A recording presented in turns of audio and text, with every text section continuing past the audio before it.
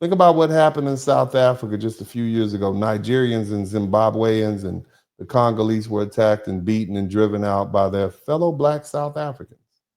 Why? Because they were seen as outsiders, as foreigners who didn't belong. They accused them of taking resources and stealing jobs and flooding the market.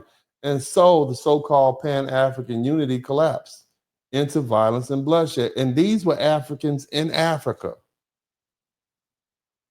Or what about Rwanda? When you had two African groups, the Hutu and the Tutsi, they descended into one of the most horrific genocides in modern history. Over 800,000 people unalive, not by European colonizers, but by their own fellow black people, neighbors.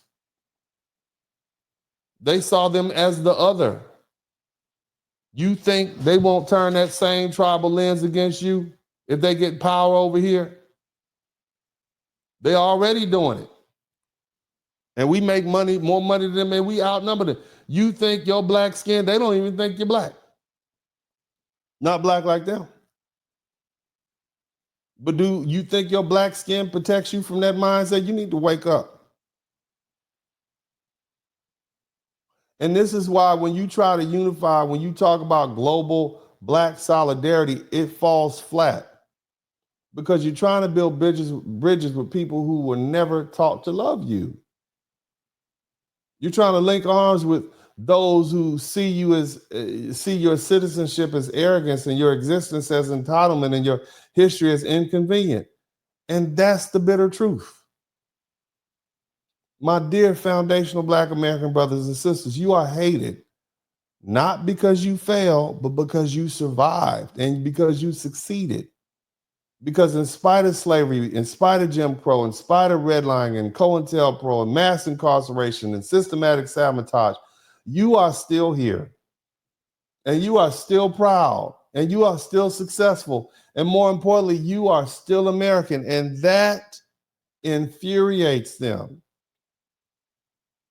They don't want to unify. They don't want to unify with you. They want to replace you.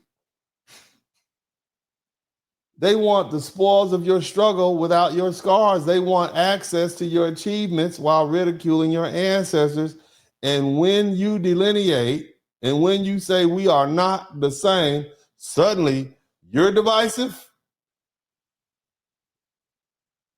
No, what's divisive is their silent contempt. What's divisive is the way they cluster in corners and speak in their native tongues, marking your dialect and undermining your experience as if they weren't in this country because you made it livable. See, FBA have the wisdom to know something deeper. We can work with white folk. We can build with white folk. Okay? We can even live around white folk, but we can't fully trust them. Because at the end of the day, we've been tied together in blood, war, and labor and in politics for 400 plus years. There's a brutal familiarity that we have with white people. And we know what to expect. But when these African immigrants come over here, there's no familiarity, no shared trauma, no mutual understanding, just smiles covering jealousy and accents cover contempt. And the quiet war being waged against your legitimacy in your own country. So what do? We delineate.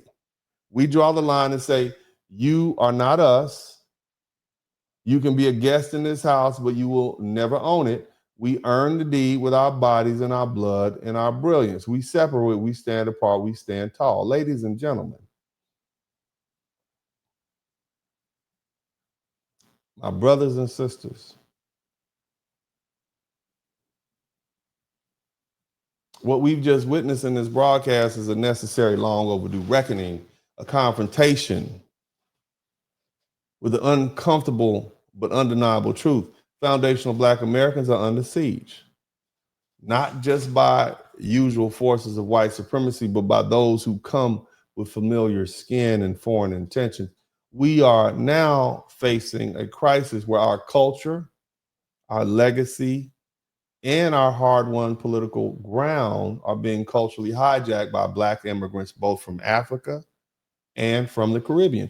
Individuals who too often do not share our lineage or our historical struggle or our sense of duty to protect what we've built in this country. And we must ask the hard questions. Why do so many come here not to collaborate, but to consume, compete, and ultimately replace? We're seeing the effects everywhere, from media outlets like Essence and the Shade Room, which no longer reflect our voices or our values, to cultural spaces and economic platforms that were carved out by our blood, only to be bought out and rebranded by those who contributed little to their foundation. This is more than just disrespect. It's cultural colonization. Pan-Africanism was once a powerful idea rooted in global Black unity. And now it's just some sort of faith-based fantasy. It's a religious-like worship. It's a idealization of Africa. But we not gonna hold Africa accountable for what it's done to us? It's a one-way street. It's symbolism. It's a sacrifice that flows one way. It left us politically stagnant and culturally exposed.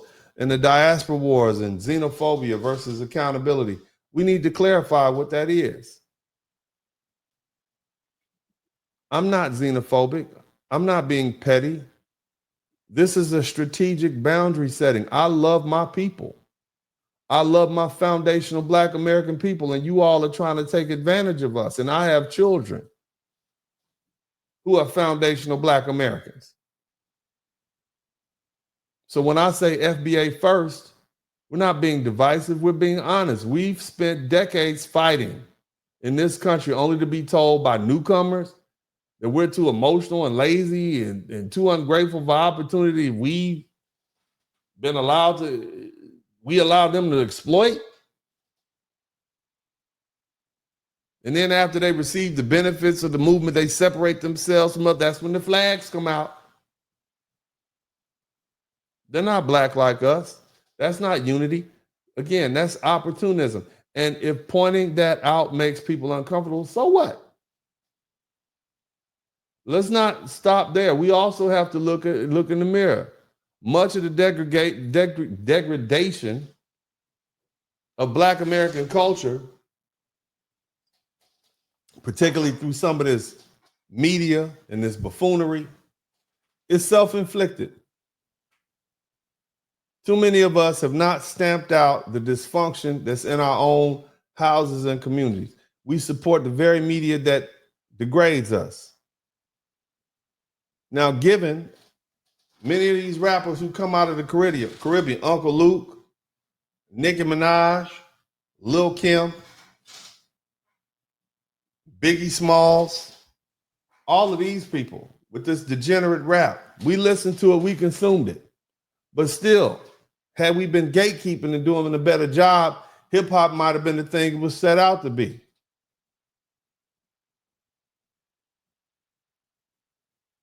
Another uncomfortable truth, my brothers, step to the front of the room. Brothers, Black masculinity is in crisis. I go a long way every day. I put videos up of me boxing, and I put videos up of me playing with my kids, whether it's on Instagram. I'm messing up the algorithm. I should be putting all this stuff up, but I put videos up of me interacting with my sons and doing manly things, whether it's washing the cars or hunting or boxing or doing jujitsu or wrestling. Because we need to step up as men and be masculine men, whether you single or married or whatever. Too many men, too many Black men are taking a back seat. You're silent in your homes. You're passive in the communities. You're invisible in the media. We've allowed all this femininity and this chaos to dominate our discourse, while men who try to lead are shouted down, ashamed into submission, oftentimes under threat by other men. We got grown men out here wearing fingernail polish and calling it freedom. while our sons are being buried in droves and daughters are being left unprotected in Chicago and every city around the world. In America, it's time for black men to stand up, brothers. You got to stand up. You got to speak. Look at me. You're not going to ever find another lawyer like me to put this out on the line. Every night I'm here. Every night I'm putting up something.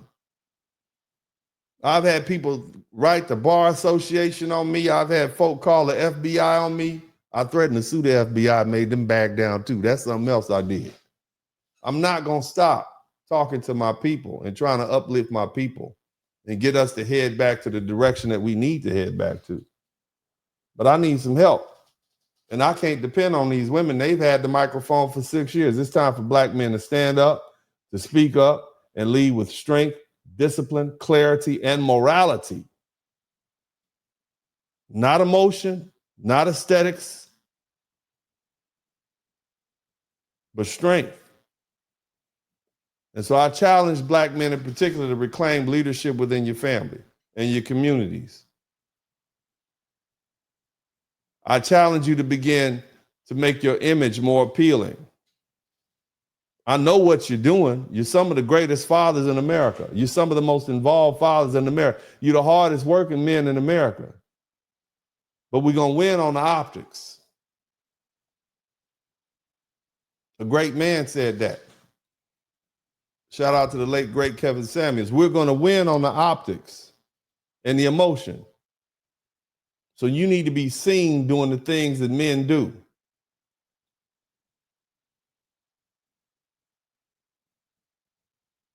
This effeminized behavior, this lack of discipline, and the failure to model integrity. We're not giving direction to the future generations, the same things you didn't get.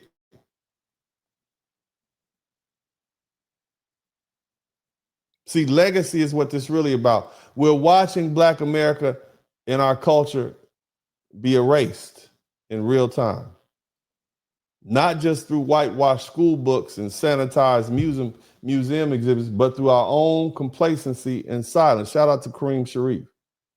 It's being replaced by hood culture, by shock culture, by a version of blackness that is loud but hollow, flashy but forgettable. We're trading our great, decent legacy, our moral legacy, for likes and our dignity for digital applause. And finally,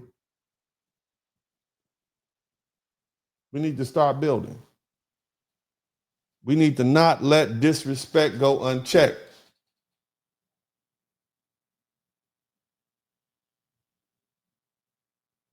You can't just feel empowered to build power. We need to do the same as everybody else in every other group. You want to be respected globally? We need to respect ourselves locally. We cannot outsource our liberation and our legacy. We need to reclaim our image, rebuild our institutions, and regain control over what it means to be Black men and Black women in America. So no, this isn't about isolation.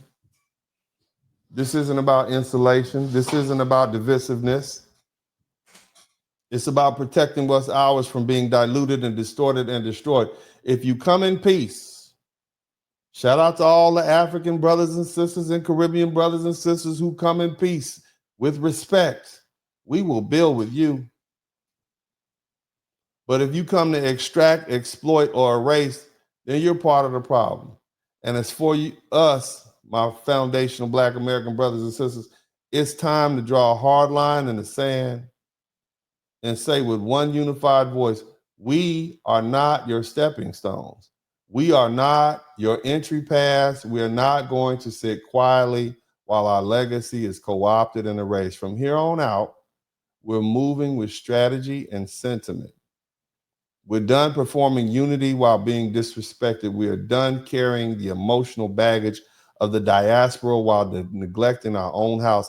And if you're not building with us, you will not benefit from us. Let that be the final word, and let it echo across the generation and the next and the next and the next. We are foundational Black Americans, and we will not be erased.